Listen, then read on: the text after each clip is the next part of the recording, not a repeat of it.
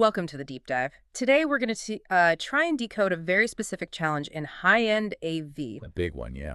How do you take a massive uncompressed HDMI 2.0 signal, we're talking the full 18 gigabits per second, and actually send it over the long distances that these big, sophisticated systems need? Right. And to do that, we are cutting through the noise around one specific piece of gear, the Blustream HMX44-18G-KIT. And this really isn't just another switcher. I mean, you could call it a standard setter. In what way? It's a product that just, well, it refuses to compromise on bandwidth.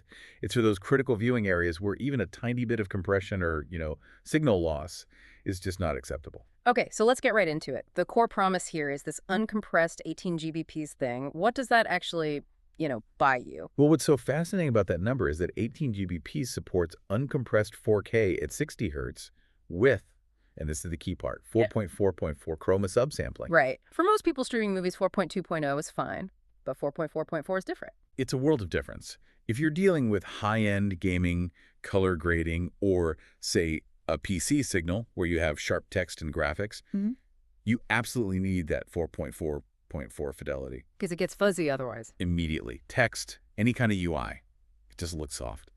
This matrix makes sure that perfect color information gets all the way through. And I guess that 18 GBP's bandwidth also means it's ready for the most demanding signals we have today. Exactly. We're talking full support for the latest HDR, HDR10, 10 plus, even Dolby Vision. You get the ultimate picture quality without throttling anything. So the performance is there, but managing that signal over a long distance, that seems to be the real engineering challenge. That's where HDBaseT 3 comes in. The Blustream kit uses it to send that full native 18 GBP signal up to 100 meters. 100 meters? Over a single K6A cable. Wow. 100 meters of uncompressed 4.4.4. I mean, that's really pushing the physical limits of copper cable, isn't it? How does HDBaseT actually pull that off?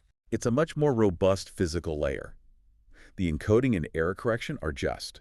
They're on another level. Yeah. Older generations, they kind of capped out around 10 gigs for long runs. Or they use late compression. Right, little tricks. Yeah. HDBaseT 3.0 is basically a transparent bridge for the full HDMI 2.0 signal. No added latency, no compression artifacts. But that transparency is what people are paying for. Huh. So speaking of the box itself, what's the architecture look like for managing these signals? Structurally, it's a 4x4 HD-based RC matrix. ARC being audio return channel. Exactly.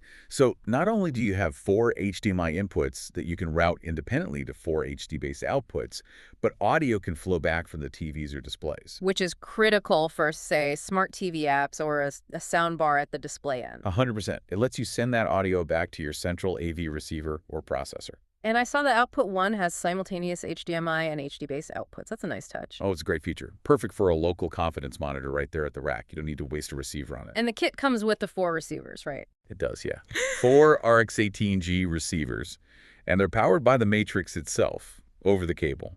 Posty power over cable. So no need for power outlets behind every display. That simplifies the install, doesn't it? It's a major time saver. Okay, but connecting this to the bigger picture, we have to talk about the audio matrix, the 14x4 matrix, because that seems to be where this thing really shines. Oh, absolutely. I mean, for system designers, this is arguably the most powerful feature. It's a completely independent audio layer. So you can route audio totally separately from the video. Totally separately. For your inputs, you can break out the audio from the 4 HDMI sources. You get the 4 ARC returns we talked about.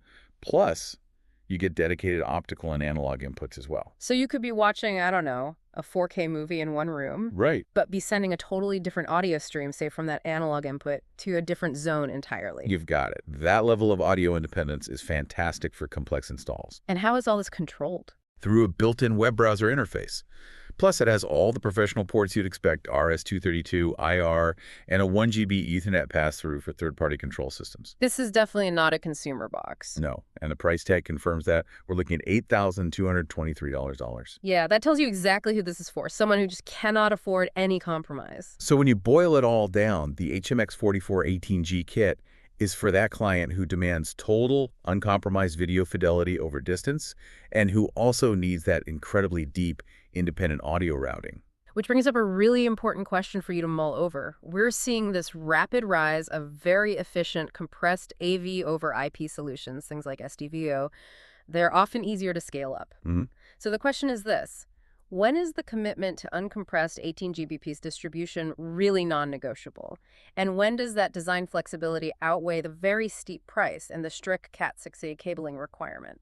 That's something to think about for the next high-stakes install.